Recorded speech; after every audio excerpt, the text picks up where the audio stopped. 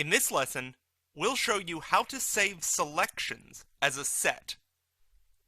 What this means is that any selections that you make in the scene can be saved as a set.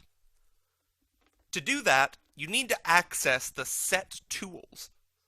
So, go to the Home tab, and from under Select and Search, click the Sets button, and from the drop-down menu, choose Manage Sets.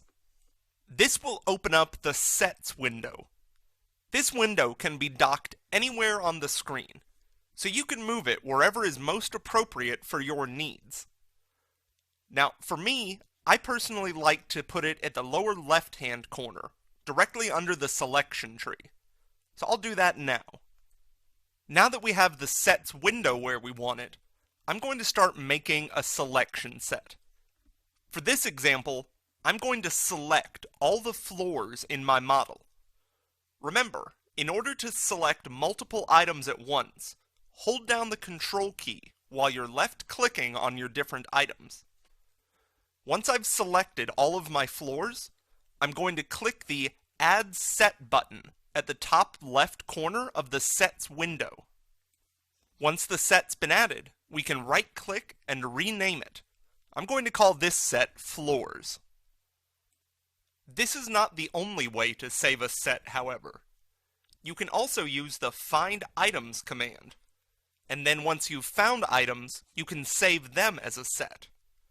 So from the Home tab, under Select and Search, click Find Items. You can always change what you want to find items as, but for this case, we're going to find property name, condition equals, and value structural framing. When we click Find All the structural framing items will appear in the selection tree. You can now use either the Save Set or Save Search options in the upper left-hand corner of the Sets window in order to save your search. We'll go with Save Set. Just like before, we'll go ahead and rename this set. We'll call it All Structural Framings. You can also create folders in order to group similar sets together. Right-click in the Sets window and click New Folder.